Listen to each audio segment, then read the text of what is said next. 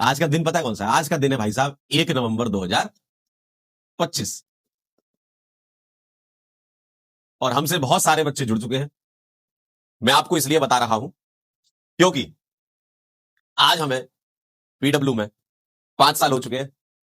सुबह सुबह ही मेरे पास मैसेज आया कि कॉन्ग्रेचुलेशन, आपको 5 साल हो गए। और आज दिन है 1 नवंबर 2025। और ये सिलसिला जो है हमारा सिलसिला 2020 से शुरू हुआ था।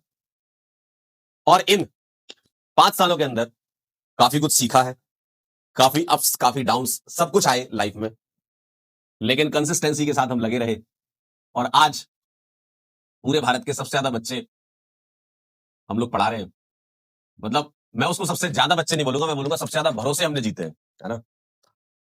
और ये जर्नी बहुत आसान नहीं थी। क्यों? क्योंकि जब आप कोई चीज स्टार्ट करते हो तो बहुत सारा जो जनता है उस टाइम की, वो ज्यादा बिलीव नहीं करती थी। मैं आपको थोड़ी सी जर्नी बताता हूँ, ज्यादा समय आपका नहीं लूंगा। कह रहे पार्टी अरे भाई पार्टी देखो, तुम लोगों की पार्टी तो देखो रिजल्ट सेलिब्रेशन में ही होती है, ये बात मान के चलो, है ना।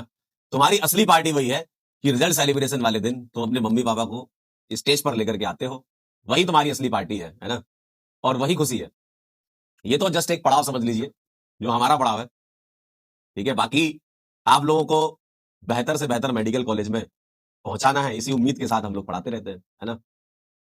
तो जर्नी कुछ ऐसी शुरू हुई थी कि हम 2020 में अपने यूट्यूब चैनल पे पढ़ाया करते थे, पंकज सर केमिस्ट्री वाला जो मेरा यूट्यूब चैनल था।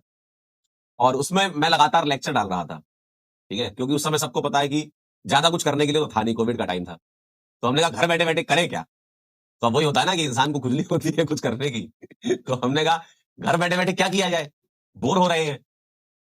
तो हमने अभिषेक सर को आप लोग जानते होंगे।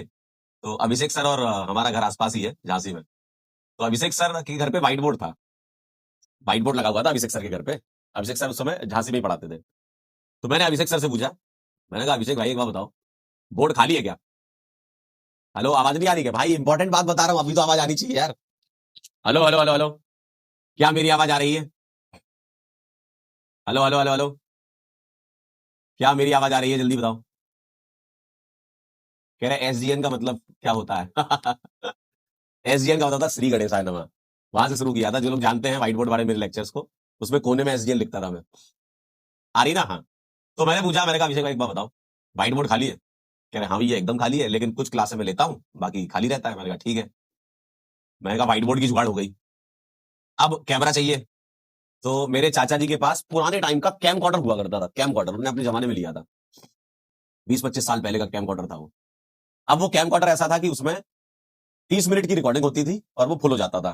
फिर उसका मेमोरी कार्ड निकाल के खाली करना पड़ता था, फिर उसको खाली करो, फिर लगाओ, फिर 30 मिनट की रिकॉर्डिंग करो। इस तरीके से उस कैम कॉर्डर से बहुत साथ दिया उस कैम कॉर्डर ने। तो उस कैम कॉर्डर को हमने चलाया तो एक दो महीने के आसपास हुए होंगे, तो वो कैम कॉर्डर खराब हो गया, क्योंकि बहुत पुराना भी था। अब उससे रिकॉर्डिंग ही ना हो पाया। अब हमने कहा अब क्या किया जाए, अब कैसे रिकॉर्डिंग की जाए। तो वो कैम कॉर्डर जो है, अब वो खत्म, उसका काम हो गया था, जितना उसको देना था आउटपुट दे दिया था उसने। फिर हमने कहा एक काम करते हैं, कैसे किया जाए। तो हमने कहा फोन से शूट करते हैं। हमने कहा फोन किसका, मेरे पास तो अच्छा वाला कैमरे वाला फोन ना तब था ना अभी है। कैमरे वाला फोन तो अच्छा नहीं है मेरे पास अभी भी ठीक है, मतलब अच्छी फोटो नहीं आती, फोन तो ठीक है मेरे पास। तो मैंने कहा क्या किया जाए। तो मेरे चाचा के लड़के के पास फोन था उस समय, क्या सोनी का। तो मैंने कहा लाओ भाई तुम अपना फोन दे दो और हम फोन लगाते हैं, स्टैंड पे लगाएंगे और चालू हो जाएंगे। तो हमने स्टैंड पे फोन लगा करके कुछ लेक्चर रिकॉर्ड करे। मैंने कहा यार ये तो काफी तकलीफ वाली बात है। मैंने कहा बेचारे का फोन लगा रहता है, हम रिकॉर्ड करते हैं, उसका फोन है। तो फिर उसके बाद मैंने उस समय अपनी मैडम से बोला, मैंने कहा यार बड़ी दिक्कत होती है यार रिकॉर्ड करने में, और आंसू का फोन यूज करता हूं मैं और बड़ी समस्या है, कैसे करें। तो मैडम ने कुछ बचा रखा था मसाला, सेविंग्स करते हैं ना। तो उन्होंने बोला एक काम करते हैं, मैं तुम्हें कैमरा दिला देती हूँ, तुम कैमरे से शूट करो। अब सोचो कितने सारे सपोर्ट लगते हैं एक इंसान को यहाँ तक पहुंचने में।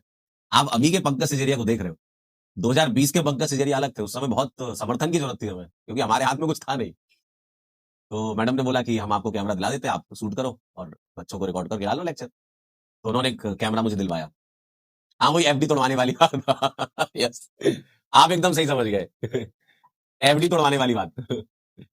जी हाँ, जो बचा के रखते हैं ना एफडी के लिए पैसा भविष्य के लिए, तो उन्होंने कहा कि चलो ठीक है, ये वैसे भी अपन शादी के बाद यूज करते हैं कहीं ना कहीं, तो भी उस समय मेरी शादी नहीं हुई थी, तो उन्होंने दिया, मुझे बड़ा अच्छा लगा, मैंने कहा वाह यार बड़ी अच्छी लड़की है, सपोर्ट करती है। तो मैंने फिर कैमरा लिया, कैमरे से चालू किया, और वो सिलसिला जब चालू हुआ, धमाधम डेली मैं सुबह 11 बजे घुसता था अभिषेक सर के रूम में, जहाँ पे उन्होंने बोर्ड लगा रखा था। और अभिषेक सर ने भी काफी हेल्प की उसमें। अभिषेक सर ने उस समय अंडे की ट्रे आती थी, साउंड एब्जॉर्बर के तौर पे यूज होती थी। अब तो बहुत तामझाम आ गया, अब तो सब साउंड प्रूफिंग वाली अच्छी वाली सब लगी हुई है रूम में इसमें भी। लेकिन उस टाइम पे अंडे की ट्रे हम लोग चिपकाया करते थे, उसको चिपका करके कि साउंड ज्यादा आ रहा है, बच्चे ही कमेंट करते थे कि सर साउंड गूंज रहा है, आवाज ज्यादा आ रही है, तो फिर साउंड प्रूफिंग वाली अंडे की ट्रे लगाई। और फिर उसके बाद सिलसिला चालू किया, सुबह 11 से रात 11 तक अपन रिकॉर्ड करते थे, और 12 घंटे की रिकॉर्डिंग में सिर्फ और सिर्फ कंटेंट निकलता था मात्र 2 घंटे का। क्योंकि आराम आराम से रिकॉर्ड करते थे। उस कैमरे में भी ऐसा था कि 10 मिनट रिकॉर्ड करो और उसके बाद रुक जाओ, फिर 10 मिनट रिकॉर्ड करो, ऐसे ऐसे चलता था वो। 10 10 मिनट की रिकॉर्डिंग होती थी उसमें, है ना। तो वैसा करके 10 10 मिनट रुकते थे, मतलब अब यही होता है ना रिकॉर्डिंग जब करते हो ना, तो 10 मिनट रिकॉर्ड किया, फिर आराम से 5 10 मिनट रेस्ट कर रहे हैं, फिर 10 मिनट रिकॉर्ड करा, तो ऐसे कर करके वो 2 ढाई घंटे का कंटेंट निकलता था, वो मैं अपलोड करता था, लगातार ऐसे चलता रहा।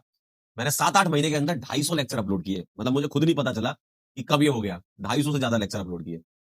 अब जैसे ही वो लेक्चर जनता के पास गए, बच्चों को बहुत पसंद आया, आज भी आता है, उस समय भी आया, क्योंकि वो तसल्ली से बनाए हुए लेक्चर थे, है ना, बहुत तसल्ली से बनाए हुए लेक्चर थे वो वाले। अब प्रतीक सर की नजर पड़ी कि यार एक यूट्यूब चैनल है, पंकज सर है एक, और बढ़िया उनका कमेंट सेक्शन अच्छा चलता है, बच्चे तारीफ करते हैं, और उन्होंने कंटेंट वेरीफाई करवाया टीचर से कि यार कैसा पढ़ाते हैं, लोगों ने तारीफ की, बड़ा अच्छा लगा मुझे, लोगों ने बोला बहुत अच्छा पढ़ाते हैं ये। मुझे उतना भरोसा था नहीं पहले अपने ऊपर कि मैं ऑनलाइन में इतना पढ़ा सकता हूँ, है ना। वो तो धीमे धीमे सीख लिया सारा कि मैं ऑनलाइन में इतना पढ़ा, क्योंकि मैं अपन ऑफलाइन थे, 10 साल ऑफलाइन पढ़ा रखा था अपन ने। तो उसके बाद अपन चले आगे बढ़े, प्रतीक सर ने बुलाया कि सर आप डेमो रिकॉर्ड कर दो, देखते हैं, फिर हमें जरूरत है। हम लोग एक स्टार्ट कर रहे हैं, और फिजिक्स वाला के नाम से स्टार्ट कर रहे हैं। फिर उन्होंने पूछा कि आपने पढ़ाई कहाँ से करी है। मैंने कहा मैंने एचबीटीआई कानपुर से बीटेक किया हुआ है। कह रहे क्या बात कर रहे हो सर, सर अलग सर भी एचबीटीआई से ही है। मैंने कहा हाँ, कॉलेज में नाम सुना था, लेकिन बहुत मुलाकात हो नहीं पाई थी, क्योंकि अलग सर फर्स्ट ईयर में थे, मैं फाइनल ईयर में था, और फर्स्ट ईयर फाइनल ईयर का अंतर थोड़ा ज्यादा रहता है, और एचबीटीआई का हॉस्टल भी अलग अलग है, जो लोग कानपुर से वो जानते होंगे। फाइनल ईयर के हॉस्टल्स हैं जो वो गुरुदेव के आसपास है एक जगह वहां पे, और फर्स्ट ईयर के हॉस्टल नवाबगंज में, तो उतना इंटरेक्शन हो नहीं पाता है, लेकिन हाँ नाम सुन रखा था, क्योंकि अलग सर उसमें नुक्कड़ नाटक में बहुत पार्टिसिपेट करते थे, है ना। तो कह रहे हैं कि अब हम लोग स्टार्ट कर रहे हैं और चाहते हैं कि आप भी हमारे साथ जुड़ो। मैं कहा सर आ जाता हूँ, अपने पास भी कोई काम थोड़ी था, अपन तो अपने यूट्यूब चैनल पे वीडियो डाला करते थे। तो मैं झांसी से गया या पंजाबी बाग, यहाँ पर एक छोटा सा रूम था, एक ही कमरा था बस, नीचे किसी पब्लिकेशन का वेयर हाउस था, और ऊपर एक कमरा था, उसी कमरे में एक स्टूडियो लगा रखा था, मतलब बोर्ड लगा रखा था, और उसी में एक जस्सी भाई थे, तो जस्सी भाई रिकॉर्डिंग करते थे, और प्रतीक सर उसको अपलोड करते थे, और अलग सर कंटेंट वेरीफाई करते थे, ये काम होता था, 2 3 लोग थे बस। तो अब जैसे ही अपन पहुंचे वहां पे, हमने बोला कि चलो सर बताओ कहाँ पे रिकॉर्ड करना है। कह रहा सर चाय पानी कुछ हो जाए उसके बाद। मैं कहा सर आके पहले रिकॉर्ड करेंगे उसे। अब देखो यही तो कॉन्फिडेंस होता है। मैं कहा सर आके करेंगे पहले बताइए करना क्या है। कह रहा सर जो भी आपकी इच्छा का टॉपिक हो वो टॉपिक आप पढ़ा दो। मैंने कहा ठीक है, एरोमेटिसिटी पढ़ाई मैंने। अब जैसे ही मैंने पढ़ाया तो मैंने पूछा सर कितने देर का करना है। कह रहा सर आधे घंटे 45 मिनट का कर देना।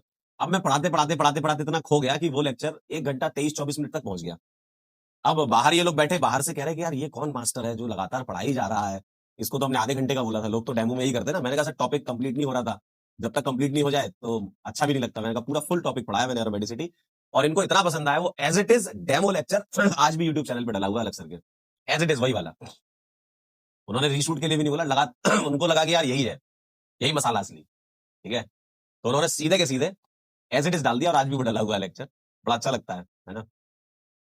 तो वहां से सिलसिला शुरू हुआ, और पहले प्रयास बैच आया था, तो प्रयास बैच पढ़ाया हमने, ठीक है। उसके बाद फिर नेक्स्ट ईयर से यकीन बैच पढ़ा रहे हैं लगातार, ठीक है। पहले साल का यकीन में सिर्फ अलग सर पढ़ाते थे, और बाकी और भी टीचर्स थे उस टाइम पे। लेकिन मेरे पास थोड़ा सा विजिबिलिटी ऐसी थी कि मैं एक ही क्लास ले सकता था, क्योंकि मैं उस टाइम पे पैरेलली, जैसे जब मेरी बात फिजिक्स वाला में हो रही थी, उसी टाइम पे मैंने कश्मीर यूनिवर्सिटी में भी एक प्रोजेक्ट ले रखा था। मैंने कहा कि चलो पढ़ाते हैं अब, है ना। तो वहां के बच्चों को ही पढ़ा रहा था, यहाँ भी पढ़ा रहा था। तो पहले साल में प्रयास बैच लिया मैंने, फिर 2021 से फिर सारे बैच लेना चालू करे, अर्जुना, लक्ष्य, यकीन, प्रयास, जो आज तक चल रहे हैं, और बड़ा मतलब अच्छा लगा। बहुत सारे अप्स डाउन आए, आप सभी लोगों ने अगर जर्नी ऑब्जर्व की हो फिजिक्स वाला की, उस समय आप मेरे ख्याल से 8th में होंगे शायद, है ना, 8th में शायद आप लोग, तो 8th 9th क्लास में आप होगे, उस समय तो देख ही रहे होंगे माहौल, है ना। शायद आपसे कई बच्चे उमंग में, कई नींव में, कई उड़ान में पढ़ रहे हैं उस टाइम पे। तो आप लोगों ने ऑब्जर्व तो किया होगा, बहुत सारे अप्स डाउन चलते रहे जीवन में, लेकिन लगे रहे, और उसी का नतीजा है कि आज बहुत सारे भरोसे हम जीत पाए, और ये लगातार कायम रहेगा आगे आने वाले टाइम में भी, है ना, ठीक है। तो ये है, काफी जर्नी वैसी रही, घुमावदार भी रही बहुत सारी। कई चीजें तो आपको मतलब पता नहीं चल पाती, बैकएंड में बहुत काम होता है, बहुत सारे लोग, बहुत सारी टीम काम करती है ना। जो आप लोगों तक एक लेक्चर जाता है, जैसे आप अभी हमको देख पा रहे हो ना, तो इसमें बहुत सारे लोग इन्वॉल्व है। किसी इंसान ने क्लासेस लगाई है, किसी इंसान ने बैच में अपलोड किया है, लेक्चर प्लानर अपलोड किया है, किसी ने कोऑर्डिनेट किया है, बहुत सारे लोग इसमें लगते हैं जो एक क्लास आपके सामने आती है ना। अब लोगों को तो आप देखते हो सामने, लेकिन हमारे पीछे जो बैक एंड पे बहुत सारे लोग हैं, बहुत मेहनत की है लोगों ने, है ना, और यहाँ तक पहुंचे हैं। तो पूरी टीम का ही एफर्ट है जो यहाँ तक आए हैं। देखो ये सब चीजें एक अकेले इंसान की बस की बात नहीं होती। अगर मेरे से बोलो कि मैं अपनी क्लास खुद से लगा करके खुद से सब अपलोड कर दूं, तो मुझे कई चीजें टेक्निकल तो पता ही नहीं है ना भाई। कई बार अगर आवाज नहीं आती है तो मुझे नहीं पता ना कैसे किया जाता है, तो उसके लिए भी टीम है कि भाई आवाज सही करनी है ना। मतलब सब लोग मेहनत करते हैं बैकएंड में। ठीक। कह रहे हैं मामी से मिलवा मिलवाएंगे कभी समय आएगा तो, ठीक है। और अब 5 साल हो चुके हैं, काफी अच्छा लग रहा है, ठीक है। और एक होता है ना कि एक इंसान से आप क्या उम्मीद करोगे कि भाई जीवन में क्या चाहिए। मैंने भाई जीवन में सब कुछ कर लिया, सही होता अगर मैं अपने लेवल पे सोचूं। अब ऐसे तो सोचने को तो बहुत सारी चीजें कि हेलीकॉप्टर ले लो, प्लेन ले लो, है ना, लेकिन एक ऑप्टिमम मतलब जिस जगह से हम आए हैं, है ना, झांसी के पास में गांव है रानीपुर, तो एक गांव से निकल करके यहाँ तक पहुंचे हैं, ये अपने आप में बहुत बड़ी बात है ना। और इसमें बहुत सारे लोगों ने सपोर्ट किया है, एक अकेला इंसान कभी कुछ नहीं कर सकता। एक देखो क्या होता है, आपको हमेशा तैयार रहना होता है, ठीक है। जब आप प्रिपरेशन अपनी अच्छी रखते हो, तैयारी रखते हो, ठीक है, अपॉर्चुनिटी आपके सामने हमेशा आती है। और जब वो दोनों मिल जाती है तो ऊपर वाला आपके जो है वो बोलते हैं ना कि लक साथ देगा आपका, तो वही होता है ना। तो वही होता है, समझे। तो इसलिए हमेशा तैयार रहो आप। जैसे आप लोग अभी पेपर देने जाओगे तो आप तैयार रहो। जैसे ही मान लो आपकी अपॉर्चुनिटी मिल गई, मतलब आपको वो क्वेश्चन दिख गए वहां पे जो आप पढ़ के आए थे, है ना, अच्छे से तैयारी करके जाओगे तो सभी दिखेंगे, और उसको आप अच्छे से क्रैक करोगे तो आपका सिलेक्शन हो जाएगा, है ना। तो आपको हमेशा तैयार रहना चाहिए, ऑलवेज रेडी रहो, ठीक है। और ऑलवेज रेडी कैसे रहते हैं, वो कौन डिसाइड करता है, वो आपका एटीट्यूड डिसाइड करता है कि आप हमेशा दिमाग से तो एकदम संतुलित रहे, और दिमाग से हमेशा आप चीजों को ऑब्जर्व करते रहे। अगर आप एक बेटर ऑब्जर्वर है तो आप बेटर गेनर भी है, फिर आपको ऊपर वाला बहुत कुछ देगा, है ना। और कई बार हम सोचते हैं ना कि यार भगवान हमारे साथ ये कर रहा है, भगवान हमारे साथ वो कर रहा है। कई बार हमें लगता है ना कि ऊपर वाला जो है वो सही नहीं कर रहा है हमारे साथ। कई बार ऐसा लाइफ में कुछ चीजें आती है ना। तो मैं सही बताऊं ना, भगवान ऐसे काम नहीं करता है। भगवान ऐसे काम करता है कि आप किसी के लिए भगवान हो, ठीक है।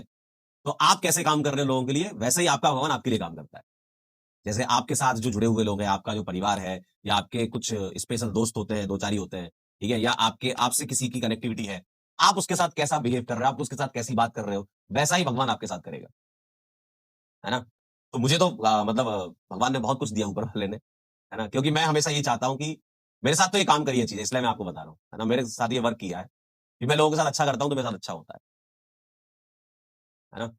तो ये भी आपके साथ होगा, आप भी अच्छे इंसान बनिए और अच्छा करिए, सब अच्छा होगा, ठीक है।